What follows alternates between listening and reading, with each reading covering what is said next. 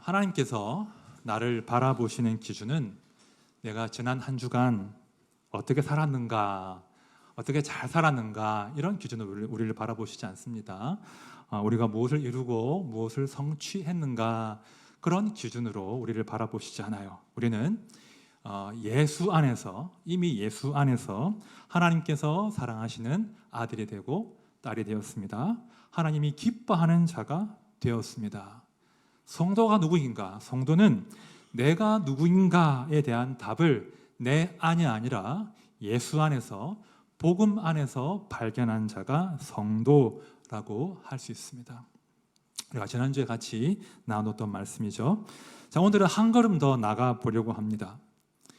내가 누구인지 진실로 안다면 내가 어떻게 살아야 할까에 대한 그 답을 구하게 되어 있습니다. 세례 이후에, 주 안에서 새롭게 출생한 이후에 당연히 성장하고 자라야 합니다. 예수를 믿은 다음에는 우리의 삶은 달라져야 합니다. 자, 문제는 잘 살고 싶은데, 하나님의 딸답게, 아들답게, 구원받은 자답게 잘 살고 싶은데 쉽지 않다는 거예요. 그래서 성도들이 내가 열심히 하고 싶은데 믿음대로 잘 살지 못하면 하나님과 거리를 두기 시작해요. 그게 사람의 본성이라고 합니다. 루터가 말하기를 사람은 그 유전적인 경향이 있는데 내가 무엇을 했는가에 따라서 나를 대하시는 하나님의 감정이 달라질 수 있다, 이런 거짓된 믿음이 있다는 거예요. 그래, 내가 좀 잘 못 살면 하나님이 서운해하실 거야, 하나님이 나 미워하실 거야, 혼내실 거야, 그런 감정으로 스스로 하나님을 피하여 숨는 그런 경향이, 유전적인 경향이 우리에게 있다는 것입니다. 자, 그러면 질문을 드릴게요. 그때 우리가 막 잘 못 살아가지고 괜히 하나님 뵙기가 죄송하고 거리를 둘 때, 그때 말입니다. 우리 하나님도 우리와 거리를 두시겠습니까? 완전 실망이다. 지난주에 세례 받아가지고 일주일 동안 그렇게 살았니? 그래, 너 실망스럽구나, 다시는 보지 말자, 그러시겠습니까? 그러지 않으신다는 거예요. 아이를 키우다 보면 잘하는 아이보다 잘하고 싶은데 뜻대로 안 돼서 속상해하는 그 아이를 더 마음 써서 바라보게 됩니다. 지난주 목요일 날 우리 고3 딸아이가, 참 고3 딸아이에게는 미안합니다. 자꾸 제가 활용을 오늘 많이 하게 될 텐데, 모의고사를 봤습니다. 고3이니까 모의고사를 봤는데, 시험이 원래 그렇지 않습니까? 기대에 미치지 못한 거죠. 시험 잘 봤으면 막 떠들어 되겠죠. 근데 조용합니다. 기대만큼 보지 못했기 때문이겠죠. 마음이 쓰이더라고요. 또 어떻게 무엇을 잘 못 봤을까, 또 어떻게 실망할까, 막 그런 아빠의 마음이 있잖아요. 그런데 그날 저녁에 중3 아들놈이 영어 학원에 다녀오더니 오늘 학원에서 모의고사 문제를 풀었다는 거예요. 이게 고2인지 고1인지 영어 시험 문제를 풀었는데 웬만큼 풀리더라, 이렇게 엄마한테 은근히 자랑질을 해야 되는 겁니다. 이놈이 평소에는 엄마한테 안 찾아와요. 엄마한테 다가오지 않아요. 용돈 필요할 때만 찾아온단 말이죠. 그런데 뭔가 자랑할 것이 있으니까 먼저 엄마한테 다가가서 자랑을 하더라는 거예요.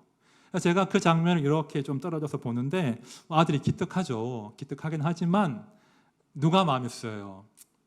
딸아이가 마음이 쓰이는 겁니다.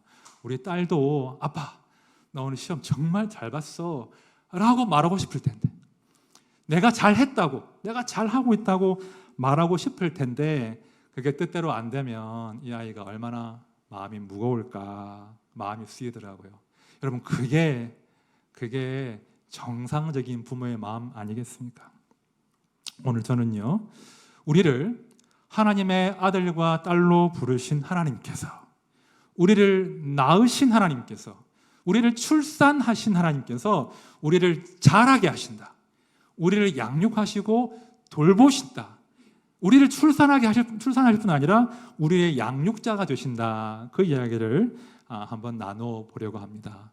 지난주 말씀이 우리의 새로운 정체성, 우리의 구원에 관한 말씀이라면 오늘과 다음 주 말씀은 우리가 어떻게 그러면 살아내야 되는가? 어떻게 하나님의 아들과 딸답게 성화되어 갈 수 있는가? 그런 이야기를 오늘 그리고 다음 주까지 한번 이야기해 보도록 하겠습니다.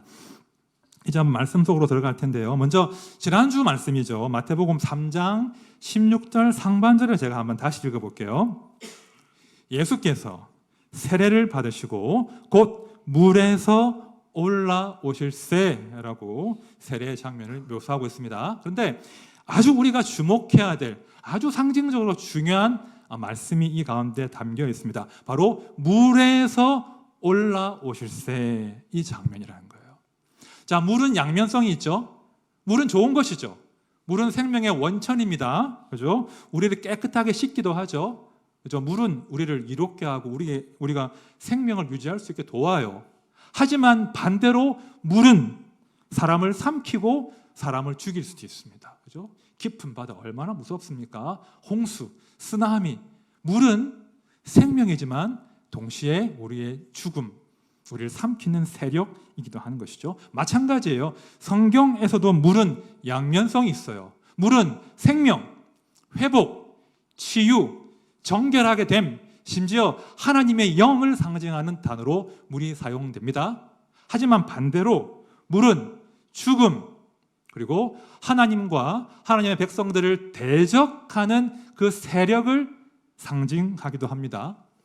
자, 대표적으로 이제 홍해 사건, 그죠? 홍해 사건이죠. 그 출애굽기 14장에서 홍해, 이 물, 깊은 바다는 하나님의 백성들을 죽음으로 몰아넣으려고 하는 그 죽음의 세력을 상징하는 거예요. 그 물이 딱 버티고 있는 거예요. 여기 그 물이 백성들을 삼키려고 하는 거예요. 근데 그때 하나님이 어떻게 하십니까? 하나님께서 그 물을 통제하기 시작하시는 거예요. 하나님께서 그 죽음의 세력을 제압하시고 물에 손을 딱 그어서 그 이상 넘치지 못하게 하심으로 당신의 백성들을 그 죽음의 물에서 건져 올리시는 거예요. 마찬가지입니다. 오늘 마태복음 3장에서 예수님께서 물에서 올라오신다는 것은 대단히 상징적이에요. 뭘 상징하겠습니까? 우리 예수께서 죽음과 죽음의 세력을 제압하시고 승리하시고 생명으로 다시 태어나신다. 동시에 우리도 예수 안에서 예수와 함께 그 사망의 물에서 건짐을 받아 생명의 땅으로 옮겨진다. 그런 의미가 담겨 있는 거예요. 이것이 구원이죠. 건져서 생명으로 옮기신다. 제가 신혼여행 때 발리로 여행을 떠났습니다. 그 제 인생의 첫 해외여행이 신혼여행이었거든요. 근데 발리 갔는데 해양 스포츠를 해야 된다는 거예요. 스노클링을 해야 된대요. 저 부산 사람입니다. 물을 얼마나 좋아하겠습니까? 아니요. 저 수영 못합니다. 지금은 물이 떠요. 근데 그때는 물에도 못 떴어요. 근데 스노클링을 해야 된대요. 배를 타고 망망대해로 나가는 거예요. 그리고 딱 기양을 해놓고 구명조끼를 입고 뭐를 채우더니 바다로 들어가래요. 와이프는 물을 좋아해요. 수영 잘하거든요. 와이프는 너무 기대하고 좋아하는 거예요. 붕덩 빠집니다. 저는 정말 재미 하나도 없었어요. 하나도 안 보여. 뭐 산호초, 뭐 물고기 하나도 안 보이고 살기 위해서 보둥거리는 거예요. 이 커다란 제가 그 작은 와이프 몸을 붙잡고 안 죽으려고. 지금도 생각하면 우리 와이프는 알아요. 식은땀이 나 정말 싫었어요. 나중에 다 끝내고 저를 건져 올려주는 거예요. 제가 힘이 막 빠져가지고 스스로 못 올라오니까 누가 이렇게 저를 탁 건져가지고 보트 위로 탁 올려주는데 마른 땅을 밟은 거잖아요. 얼마나 막 살겠는 거예요. 살았다, 끝났구나. 이게 구원입니다, 여러분. 이게 구원받는 거예요. 우리 스스로 구원할 수 있는 게 아니에요. 하나님께서 우리를 선택하시고 붙드셔서 건져서 생명으로 이끄는 것이 구원입니다. 그래서 바울이 이렇게 말하지 않습니까? 그가 우리를 흑암에서 건져내사 그의 사랑의 아들의 나라로 옮기셨느니라. 자, 건져내사, 옮기셨느니라. 이 두 단어가 구원의 결정적인 사건입니다. 자, 두 동사의 주어는 공통적으로 그예요. 그가 누구십니까? 앞절을 보면 성부 하나님이에요. 건져내시고 옮기신 분은 성부 하나님이신 거예요. 사람의 행위가 아니에요. 하나님의 주권적인 은혜의 행위로 당신의 사람들을 선택하시고 부르시고 건져내시고 옮기시는 사건이 구원 사건입니다. 또 하나 주목할 것은 이 두 동사의 텐스, 시제가 다 부정 과거예요. 어렵죠? 이 헬라어의 이 텐스, 이 시제는 특별한 의미가 있는데 부정 과거라 함은 과거의 단회적인 사건이에요. 또한 되돌릴 수 없는, 물를 수 없는 결정적인 사건임을 의미하는 동사예요. 바꿔 말하면 하나님께서 우리를 흑암의 권세에서 건져내시고 우리를 그의 사랑의 아들의 나라로 옮기신 것은 결코 취소될 수 없는, 결코 물을 수 없는 하나님의 주권적인 행위라는 거예요. 우리의 출생은, 우리의 중생은 결코 취소될 수 없다는 겁니다. 그래서 우리 장로교는 이런 교리를 이야기해요. 성도의 견인. 견이 뭐죠? 하나님께서 우리를 출생하게 하시면, 낳으시면 반드시 책임지신다. 끝까지 자라게 하신다. 하나님의 구원은 결코 철회되지 않는다. 취소되지 않는다. 이것이 성도의 견인이에요. 그죠? 우리 하나님은 끝까지 우리를 사랑하셔서 구원에 합당한 삶을 살도록 하신다는 것입니다. 저는요, 이 대목이 다른 종교와는 다른 우리 복음의 탁월함이라고 믿습니다. 종교는 어떤 수준에 먼저 도달해야 돼요. 그렇죠? 어떤 그 신적인 수준에 먼저 도달해야 해탈하거나 구원의 경지에 오르죠. 그러나 복음은 그 반대라는 거예요. 먼저 하나님의 주권적인 선택과 부르심과 구원과 선언이 있는 거예요. 너는 내 아들이고 너는 내 딸이야. 그 다음에 아들과 딸을 성스럽게 만들어 가신다는 거예요. 자, 한번 보십시오. 복음은 구원이 먼저예요. 구원하신 다음에 거룩하게 하십니다. 그러나 종교는 성화가 먼저예요. 먼저 거룩해진 다음에 자기의 거룩함을 증명한 다음에 구원받는 것입니다. 전혀 방향이 달라요. 이것이 복음의 탁월함이에요. 먼저 우리를 사랑하시고 그 다음에 빚어 가신다는 거예요. 여러분, 우리 하나님은 사랑이시라고 하잖아요. 그죠? 하나님은 사랑이십니다. 사랑은 모험이에요. 모험. 상당한 모험이에요. 여러분들 아이들을 키울 때 그 사랑이 모험인 거 아시죠? 투자 대비 수익이 좋을까요? 여러분, 우리가 아이들을 사랑할 때 투자 대비 수익이 좋냐고요. 내가 열심히 사랑하지만, 열심히 투자하지만, 열심히 쏟지만 그만큼 돌아온다는 보장이 있습니까? 아니에요. 기대한 만큼 못 자라요. 때로 실망스럽게 해요. 하지만 사랑해요. 그게 사랑이라는 거예요. 그게 진정한 사랑이죠. 모험이 없는 사랑은 사랑이라고 할 수 없는데 그 사랑을 우리 하나님께서 하신다는 거예요. 우리를 낳으신 하나님은 우리가 부족해도 끊임없이 사랑을 쏟으십니다. 그리고 우리의 성장을 위해서 끊임없이 우리를 견인해 나가신다는 거예요. 우리를 자라게 하십니다. 자, 오늘 본문인 로마서 6장을 한번 봅시다. 6장. 이 부분은 사실은 그리스도인의 성화, 옛사람을 버리고 그리스도인이 거룩한 새 사람으로 되어가는 과정에 대한 그 어떤 교리적인 설명의 맥락인데요. 자, 6장 3절부터 5절 우리 전체 본문 말씀을 우리가 천천히 한번 다시 같이 읽어보겠습니다. 시작. 무릇 그리스도 예수와 합하여 세례를 받은 우리는 그의 죽으심과 합하여 세례를 받은 줄을 알지 못하느냐.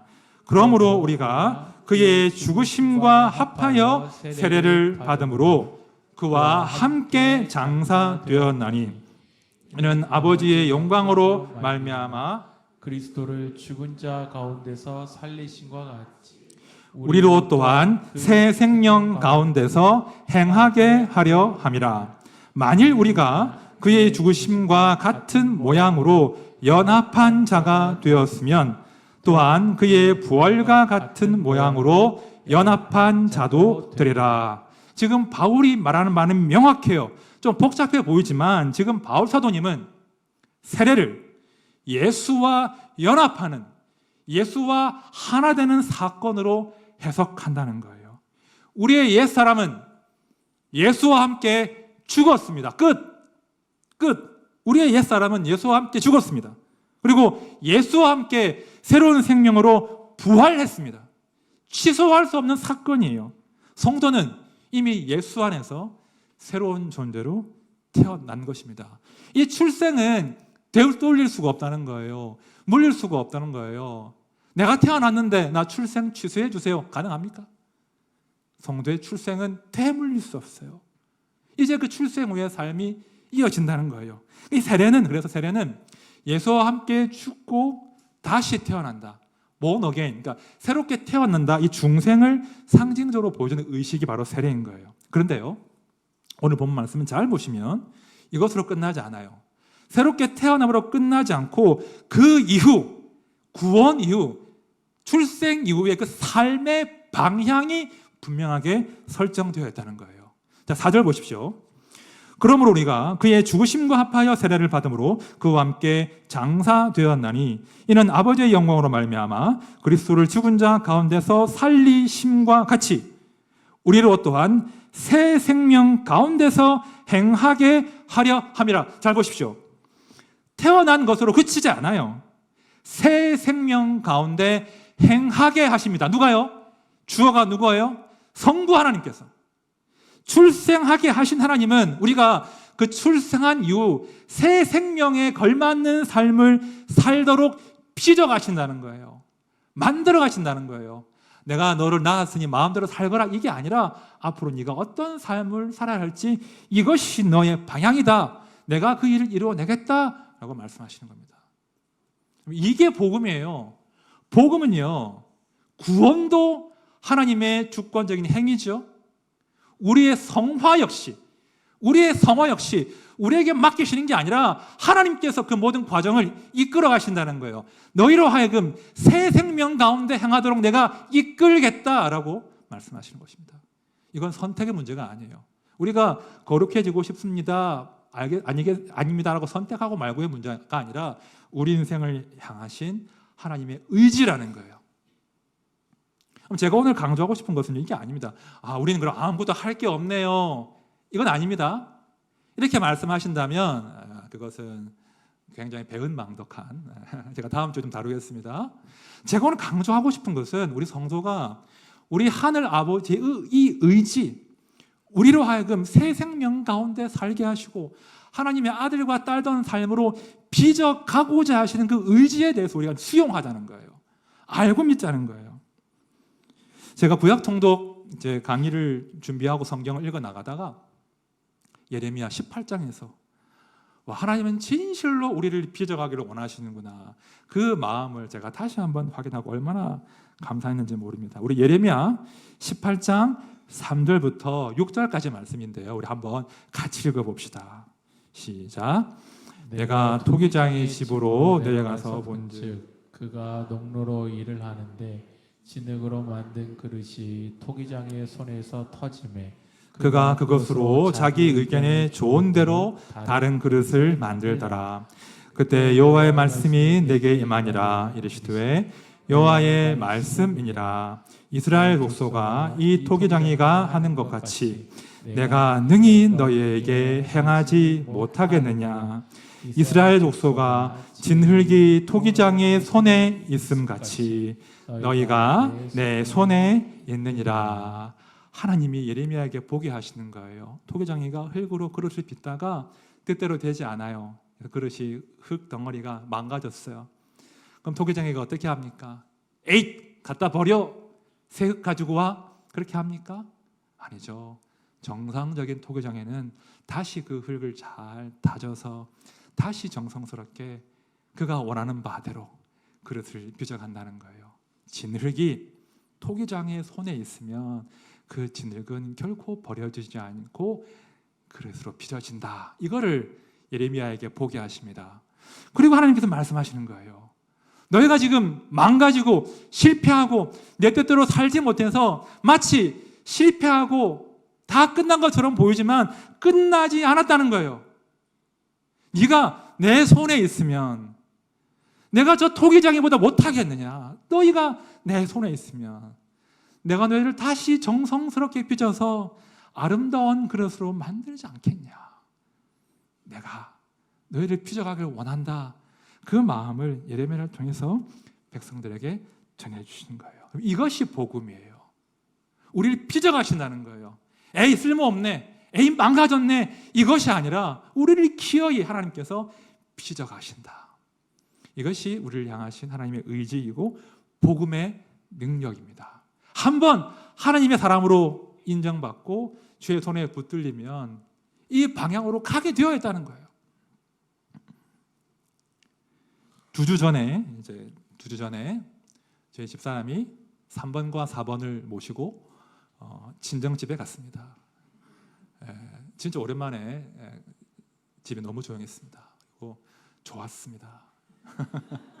3번과 4번이 없는데 너무 집이 조용하고 우리 와이프가 앉아 있는데 오해하지 마십시오. 그냥 조용했다는 뜻입니다. 너무 좋은 거예요. 그래서 이제 큰 아이가 이제 같이 밥을 좀 먹고 늦은 저녁에 한 10시 넘어서 배가 부르니까 큰 아이를 데리고 산책하러 나갔습니다. 제가 한 번씩 데리고 나가요. 아빠랑 나가자. 그래서 잠깐 산책을 했는데 고맙게도 아이하고 이제 산책하고 대화를 시도하면 아이가 자기 속마음을 이야기를 해줘요. 그러면 자기 힘든 이야기를 하죠. 힘든 이야기를 하고 지금 제일 크게 우리 아이를 짓누르는 부담은 실패에 대한 부담이더라고요. 실패에 대한 부담. 그리고 첫째잖아요. 그런 기대에 미치지 못하면 어떡하나 하는 그런 부담들이 있습니다. 그런 부담들을 막 이야기하는데 제가 제 속에서 막 마음 가운데 막 뜨거운 마음이 생기는 거예요. 어떤 마음이 생겼냐면 내가 이 시간 우리 아이를 정말 아빠로서 잘 격려해주고 싶다. 이 아이의 인생을 정말 축복해주고 싶다 하는 그런 뜨거운 마음이 생기는 거예요. 그래서 제가 잠깐 속으로 기도한 다음에 아이와 대화를 이어가면서 요즘 이겁니다. 딸아, 네가 앞으로 성공도 하게 될 거고 실패도 하게 될 거야. 네가 지금 성공한다고 해서 네 인생이 바로 탄탄대로가 되는 것도 아니고 네가 잠깐 넘어진다고 해서 네가 인생 망가지는 것도 아니야.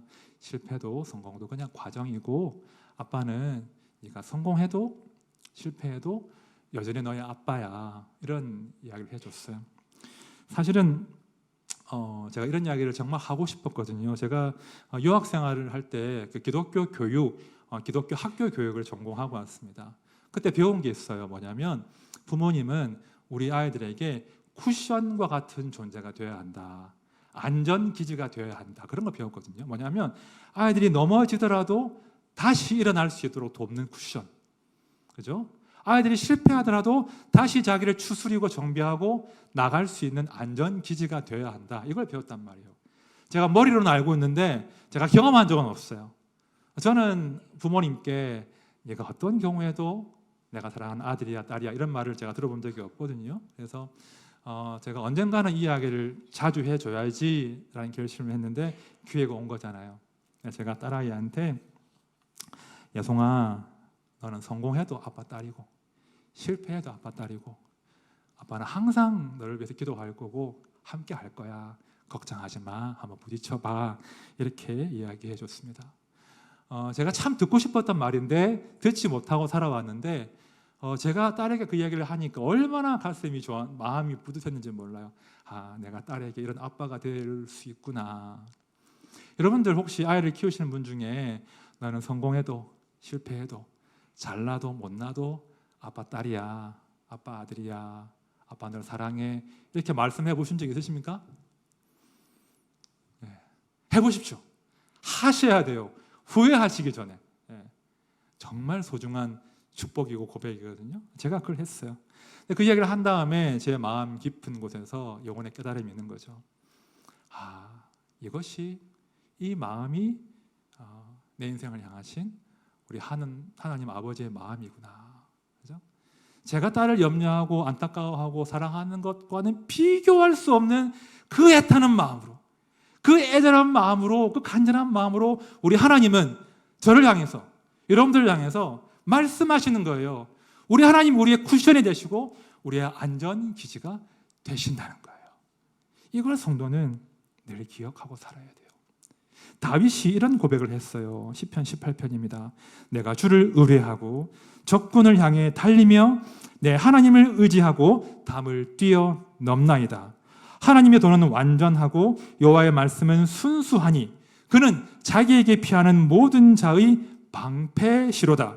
여호와 외에 누가 하나님이며 우리 하나님 외에 누가 반석이냐. 이 다윗이요, 사울을 피해 도망 다닐 때 노래한 시예요. 누가 하나님 외에 누가 우리의 하나님 되시고 우리의 반석이 되겠는가? 이것은 단순히 다윗의 고백이 아니라 우리 인생을 향하신 우리 하나님의 마음이라는 거예요. 내가 너의 반석이 되겠다. 내가 너의 피할 곳이 되겠다. 당당해라. 주눅들지 마라. 우리가 예수 안에서 이 복을 지금 누리고 있는 것입니다. 자, 에베소서의 말씀을 보십시오. 세 번역입니다. 우리는 하나님의 작품입니다. 선한 일을 하게 하시려고 하나님께서 그리스도 예수 안에서 우리를 만드셨습니다. 하나님께서 이렇게 미리 준비하신 것은 우리가 선한 일을 하며 살아가게 하시려는 것입니다. 우리는 하나님의 작품이 될 수도 있고 안 될 수도 있습니다. 이렇게 말씀합니까? 아니에요. 우리는 하나님의 작품이라는 거예요. 예수 안에서 우리는 이미 하나님의 작품이 되었습니다. 이제 하나님 우리를 그 이름에 걸맞는 존재로 빚어 가신다는 거예요. 이 작품이란 말은요, 우리의 부담이 아니에요. 우리가 잘 살아야 되는데. 이것을 말씀하기 위함이 아니라 우리 인생을 향하신 하나님의 방향 설정이 그러하다는 겁니다. 기어이 내가 내 아들, 딸을 작품으로 만들겠다. 결코 취소되지 않는, 결코 철회되지 않는 하나님의 의지이고 우리 인생을 향하신 방향입니다. 우리 지난주에 세례 받으신 분들 이 자리에 앉아 계시죠?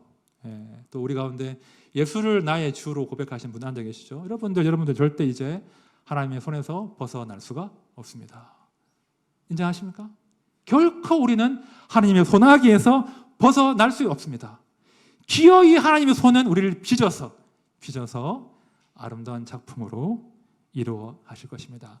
그 일을 성취하시기까지 우리 주님은 쉬지 않으실 거예요. 이 소망 가운데 살아가시기 바랍니다. 이제 말씀을 정리하겠습니다. 이번 한 주간 제가 작은 숙제를 내어드릴게요. 여러분, 이번 한 주간 복음을 좀 많이 전하십시오. 복음을 전하시되 무엇보다 나 자신에게 복음을 선포하십시오. 자기 자신에게 복음을 선포하십시오. 내가 얼마나 존귀한 자인지, 내가 얼마나 하나님 보시기에 아름다운 아들이고 딸인지를 먼저 선포하십시오. 그리고 내가 하나님의 손에 붙들려서 하나님이 빚어가시는 자임을 선포하십시오. 아침으로 하시고 점심으로 하시고 저녁 때 하십시오. 식사할 때마다 선포하십시오. 내가 어떤 존재인지, 내가 어떤 방향으로 빚어가는지 선포하십시오. 또한 그 감격과 믿음으로 우리 아들, 딸에게, 우리 친척들에게, 이 복음이 필요한 자들에게 이 놀라운 복음을 선포하십시오. 여러분, 나의 실력이나 형편이나 지금의 실패가 나를 규정하는 것이 아니라 예수의 복음이 내가 누구인지 규정하는 것이고 우리의 삶의 방향을 결정짓습니다. 이것이 복음입니다. 이 놀라운 복음을 매일매일 나에게 선포하시고 내 사랑하는 이웃들에게, 아들, 딸들에게 선포하시고, 그래서 우리 모든 성도님들이 하나님의 손에 붙들려서 하나님이 빚어가시는 아름다운 작품으로 성장하시는 그런 복된 삶을 살아가시기를 진심으로 축원드립니다.